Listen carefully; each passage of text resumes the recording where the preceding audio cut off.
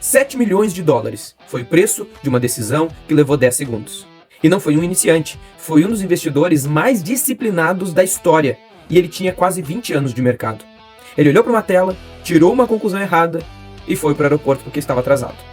Se isso derrubou ele, imagina o que faz com quem opera pelo celular, principalmente em um mercado cripto aberto 24 horas por dia. Nos próximos minutos, você vai entender por que o mercado não perdoa um segundo de descuido e por que, muitas vezes, a decisão mais lucrativa de você como investidor é quase sempre não fazer nada, principalmente em momentos de volatilidade e em momentos de queda no mercado. E antes do fim desse vídeo, eu vou te contar o hábito de um outro investidor que transformou 5 mil dólares num retorno de 250.000%. E ele não tinha tela de cotação na mesa, mas ele tirou isso do propósito de vida que ele tinha. Olá, sou Israel Ramírez, invisto em criptomoeda desde 2021 de forma independente e este é o 4º episódio da série Se Tornando um Mago do Mercado. O nome desse investidor era Randy McKay e ele é o personagem central do 4º episódio dessa série. Em novembro de 1987, o dólar americano vinha caindo o ano inteiro. E num fim de semana, o presidente Jimmy Carter anuncia de surpresa um plano para socorrer a moeda. O mercado inteiro é pego no contrapé. Randy estava fortemente comprado em libras esterlinas, apostado na alta da moeda. Na segunda-feira, o mercado abriu contra ele de forma violenta. Então ele fez uma coisa que quase ninguém faz. Ele liquida a posição inteira naquela manhã, no pior preço e sem hesitar. Aquele foi o maior prejuízo da carreira dele até então. 1,5 milhão de dólares num único dia. Quando perguntaram se valia a pena esperar o mercado se acalmar, a resposta dele foi mais ou menos assim: eu sigo um princípio que nem me deixa tomar essa decisão. Quando eu levo uma pancada do mercado, eu saio. Não importa onde o preço está. Porque quando você apanha, as suas decisões ficam bem menos objetivas do que quando você está ganhando. Para nessa frase, porque ela é o episódio inteiro. Disciplina não é aguentar a dor. Disciplina é reconhecer que você, machucado, decide pior. E sair antes de tomar uma decisão ruim. E ele completou. Enquanto você está posicionado, a ansiedade ela é enorme. Depois que sai, você começa a esquecer. Quem não consegue tirar o prejuízo da cabeça não deveria estar operando. Vou traduzir isso para você. Você abre o aplicativo, vê a sua carteira no vermelho e a sua próxima decisão vai ser tomada por uma cabeça que não está funcionando bem. Mas não é fraqueza sua. É como o cérebro humano funciona diante da perda. Mas agora, vamos dar um salto de 10 anos nessa história. Randy tinha uma meta, juntar 5 milhões de dólares no mercado. E ele estava quase lá. Faltavam 2 operações. Ele estava fortemente comprado em dólares canadenses. Tinha convicção de que a moeda ia subir muito mais. E por isso ele foi aumentando a sua posição conforme o mercado andava a seu favor. Acumulou 2.000 contratos.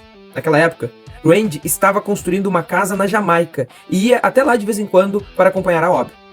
Domingo à noite, ele estava atrasado para o voo. O motorista estava esperando ele lá fora. Antes de sair, ele resolve dar uma olhada rápida nas cotações. Só uma posição preocupa ele, o dólar canadense. E ele olha para a tela e fica paralisado em choque.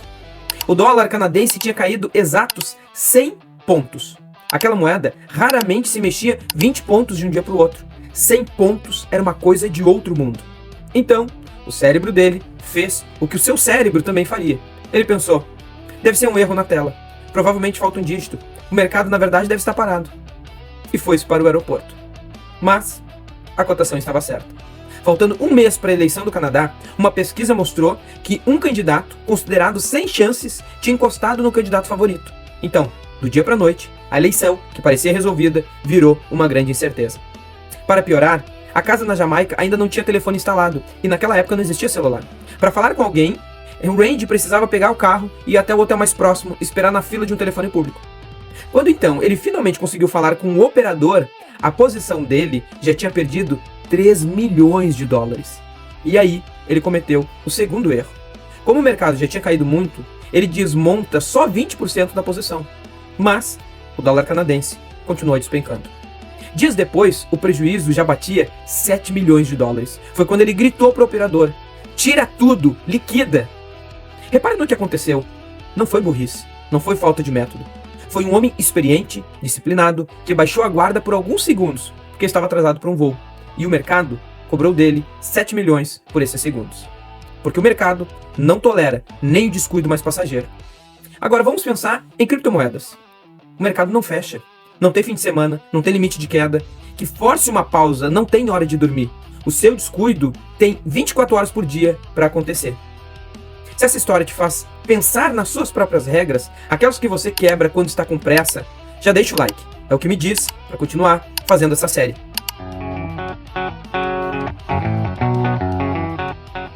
Agora eu vou fechar o que eu prometi lá no começo. Existe um investidor chamado Ed Seykot. Ele foi um dos pioneiros no trading sistemático. Uma conta que ele começou em 1972 com $5.000. Tinha valorizado 250 mil% quando ele foi entrevistado em 1988. Quando o investidor entrou na sala dele, teve uma surpresa. Não havia telas de cotações na mesa. E então ele perguntou: mas por quê? A resposta foi mais ou menos essa. Ter uma tela de cotações é como ter uma máquina caça-níquel na mesa. Você acaba usando o dia inteiro. Eu só olho os preços depois do fechamento. Então, ele tirou a tela de propósito. Não porque não entendia o mercado, mas porque entendia até demais. Ele sabia que ver cada oscilação faz duas coisas com qualquer ser humano, inclusive com ele e com você e comigo.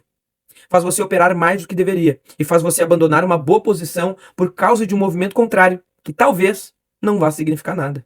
A compulsão de estar sempre fazendo alguma coisa, comprando ou vendendo, mesmo sem motivo nenhum para agir, tem um nome: overtrading. E não é só ele. Jim Rogers, que construiu fortuna com fundamentos, disse que uma das melhores regras que existe em investimentos é não fazer nada, absolutamente nada, a menos que haja alguma coisa a ser feita. Ele só entra quando a oportunidade é tão óbvia quanto dinheiro largado na esquina, que está esperando alguém achar. Warren Buffett tem uma imagem para isso, e ele pega lá do esporte do beisebol. Em Wall Street, não existe bandeirinha marcando impedimento. Ninguém te obriga a rebater. Você pode deixar 1000 bolas passarem, sem punição nenhuma, e esperar a única que vale a pena você fazer ponto. Isso é o oposto do que o mercado cripto faz com você. O aplicativo está no seu bolso. A notificação chega durante o jantar. O gráfico está aberto 24 horas.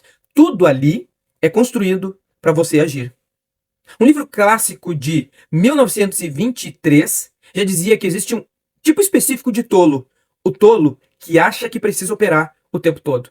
100 anos depois, a única coisa que mudou é que agora o tolo carrega a corretora no próprio bolso. Tem uma frase de um compositor que resume isso melhor do que qualquer manual. A música é o espaço entre as notas. E investir bem é o espaço entre as suas operações. O que você não faz conta tanto quanto aquilo que você faz. Já me deixe nos comentários com sinceridade. Quantas vezes por dia você abre o aplicativo para olhar o gráfico? E o que você faz depois de olhar? Eu quero ler os comentários e essas respostas sempre me ajudam a moldar os próximos vídeos. Resumindo, Randy mostrou que disciplina não é aguentar a dor. É saber que quando você está machucado, você decide pior. Depois, ele mostrou, do jeito mais caro possível, que 10 anos de método não protege você de 10 segundos de pressa. Seykot mostrou que às vezes a decisão mais lucrativa é tirar a tela da mesa. Ou seja, não ficar mexendo no celular o tempo todo para olhar gráfico. Nada disso é sobre ser mais inteligente que o todo do mercado. É sobre ser mais previsível do que você mesmo. Quem constrói regra não as quebra quando está com pressa e sobrevive aos ciclos ruins. Quem sobrevive aos ciclos acaba colhendo seus lucros. Já se inscreve no canal para não perder os próximos vídeos. No próximo eu falo sobre perder. Porque a perda faz parte do jogo e porque o erro vale mais do que o acerto. Porque ele te molda e ele te ensina a ser verdadeiramente um investidor. Obrigado por ter ficado até aqui e eu te vejo no próximo vídeo. Fui!